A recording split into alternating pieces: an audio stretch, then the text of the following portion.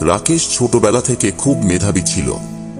তার পরিবারের অনেক বড় স্বপ্ন ছিল যে ছেলে পড়াশোনা করে বড় চাকরি করবে, অনেক টাকা উপার্জন করবে, একদিন বাড়ি কিনবে, গাড়ি কিনবে, ঠিক যেমন সবাই ভাবে। রাকেশ তাই দিন রাত পড়াশোনায় ডুবে থাকত। স্কুলের পর কলেজ, তারপর পোস্ট গ্র্যাজুয়েশন, এমনকি বিএড আর নেট কোয়ালিফাই করল।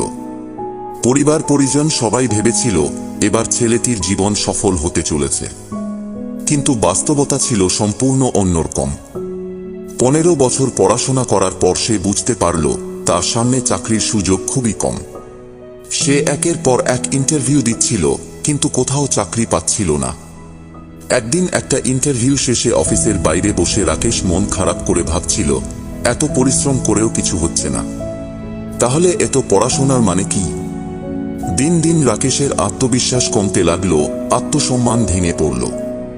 পরিবার পরিজনও আর আগের মতো পাশে থাকত না। একটা সময় রাকেশ নিজেকে ঘরের মধ্যে আটকে ফেলল। মনে হতো জীবনটা বুঝি এখানেই শেষ হয়ে গেল। অবশেষে রাকেশ একটা ছোট চাকরি পেল, কিন্তু ওই সামান্য আয় দিয়ে বাড়ি কেনার স্বপ্ন তো দূরের কথা, নিজের খরচ চালানো কঠিন হয়ে পড়ল। বাধ্য হয়ে সে লোন নিল, বাড়ির জন্য, গাড়ির জন্য। এবার রাকেশের জীবন যেন এক বিশাল বোঝা হয়ে উঠল। প্রতিদিন সকালে উঠে সে কাজে যেত, রাতে বাড়ি ফিরত, শুধু এই ভয়ে যে চাকরি চলে গেলে কি হবে, তার লোনের কিস্তি কে দেবে, সন্তানের পড়াশোনার খরচ কিভাবে চলবে। আস্তে আস্তে রাকেশ নিজের স্বপ্নগুলোকে ভুলে গিয়ে ওই ছোট চাকরির মধ্যেই আটকে গেল।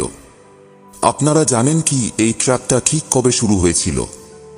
1806 সালে এক যুদ্ধে প্রুশিয়ার সেনাবাহিনী হেরে গিয়েছিল, কারণ তাদের সৈনিকরা নিজেদের মতো চিন্তা করছিল, অথচ নেপোলিয়নের সৈন্যরা শুধু তার আদেশ অনুসরণ করছিল। সেই পরাজয় থেকে শিক্ষা নিয়ে প্রুশিয়ান লিডাররা এমন একটি শিক্ষা ব্যবস্থা তৈরি করল যেখানে শিশুদের ছোটবেলা থেকেই এমনভাবে শেখানো হবে যাতে তারা নিজেদের মতো চিন্তা না করে বরং উপরের নির্দেশ মেনে চলে। এই প্রুশিয়ান শিক্ষা ব্যবস্থা পরে ধীরে ধীরে ইংল্যান্ড, আমেরিকা, এমনকি ভারতের মতো দেশেও চালু হয়ে যায়। ভারতেও ব্রিটিশরা ঠিক এই শিক্ষা ব্যবস্থা আমাদের উপর চাপিয়ে দিয়েছিল। লর্ড ম্যাকাউলের সেই বিখ্যাত উক্তি মনে আছে, আমি এমন একটি জাতি তৈরি করতে চাই যারা দেখতে ভারতীয় হবে, কিন্তু চিন্তাধারায় হবে ইংরেজদের মতো। এই শিক্ষা ব্যবস্থা আমাদের শুধু নিয়ম মানতে শেখায়, প্রশ্ন করতে নয়। আমাদের শেখায় চাকরি পাওয়ার জন্য পড়াশোনা করতে, কিন্তু স্বপ্ন দেখতে শেখায় না। আমাদের শেখানো হয় সৃজনশীল চিন্তাভাবনা নয়, বরং অন্যের আদেশ পালন করতে। আপনি কি জানেন Bill Gates, Mark Zuckerberg, Gautam Adani আর রিচার্ড ব্র্যানসনের মধ্যে কি মিল? হ্যাঁ, এরা সবাই পৃথিবীর সবচেয়ে ধনী মানুষের তালিকায় রয়েছেন। কিন্তু আরেকটা ব্যাপার আছে যা এদের সবার মধ্যে কমন, এরা সবাই একটা ফাঁদ থেকে নিজেকে রক্ষা করতে পেরেছেন। সেই ফাঁদে আজ আমরা প্রায় সবাই নিজের অজান্তে পড়ে যাচ্ছি, শিক্ষা ব্যবস্থা নামক ফাঁদে। আমরা ছোট থেকে শিখে এসেছি, ভালো পড়াশোনা করো, ভালো নম্বর পেলে ভালো কলেজে ভর্তি হবে, ভালো কলেজে পড়লে বড় চাকরি পাবে, আর চাকরি পেলে টাকা আসবেই। আমাদের শেখানো হয় জীবনে সফল হতে গেলে শুধু পড়াশোনা আর ডিগ্রি অর্জন করাই মূল চাবিকাঠি। কিন্তু সত্যি কি তাই? আজকের দিনে একটা সত্য হলো, শুধু ডিগ্রি থাকলেই আর সফল হওয়া যায় না। আপনি কি জানেন, ভারতে প্রতি 10 জন গ্র্যাজুয়েটের মধ্যে 6 জন বেকার। এমনকি আইআইটি, আইআইএম এর মতো প্রতিষ্ঠানের শিক্ষার্থীদেরও আজ চাকরির নিশ্চয়তা নেই। বিশ্বের অন্যতম ধনী ব্যক্তি স্টিভ জবস বিশ্ববিদ্যালয় থেকে পড়াশোনা শেষ না করেই ড্রপ আউট করেছিলেন।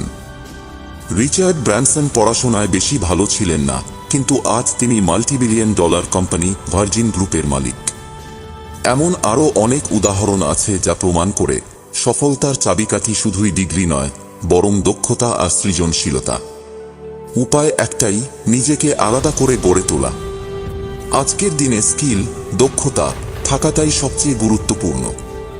এখন প্রচুর অনলাইন প্ল্যাটফর্ম রয়েছে যেখানে কম খরচে, কম সময়ে এমন দক্ষতা শেখা যায় যা সত্যিকার অর্থে জীবনে কাজে লাগে। Graphic designing, video editing, digital marketing, programming, এরকম অসংখ্য স্কিল আপনাকে অর্থ উপার্জনের নতুন রাস্তা দেখাতে পারে। আপনার যদি সন্তান থাকে, তবে তাকে শুধু বই মুখস্থ করার দিকে ঠেলে দেবেন না। তাকে শেখান নতুন কিছু চেষ্টা করতে, ব্যর্থতা থেকে শিখতে এবং নিজের সৃজনশীলতা কাজে লাগাতে। জীবনে বড় কিছু পেতে গেলে আমাদের চাই নতুনভাবে চিন্তা করার সাহস। শুধু বই মুখস্থ করে আর নম্বর পেতে পেতে জীবন পার করে দিলে হয়তো একটা চাকরি মিলবে, কিন্তু আপনার স্বপ্নগুলো কোথায় হারিয়ে যাবে তা বুঝতেও পারবেন না। সুতরাং ভাবুন, আপনি কি ওই ফাঁদে আটকে থাকতে চান, নাকি নিজের পথ নিজেই তৈরি করতে চান? জীবন আপনাকে সুযোগ দেবে না, আপনাকে নিজেই সেই সুযোগ তৈরি করে নিতে হবে।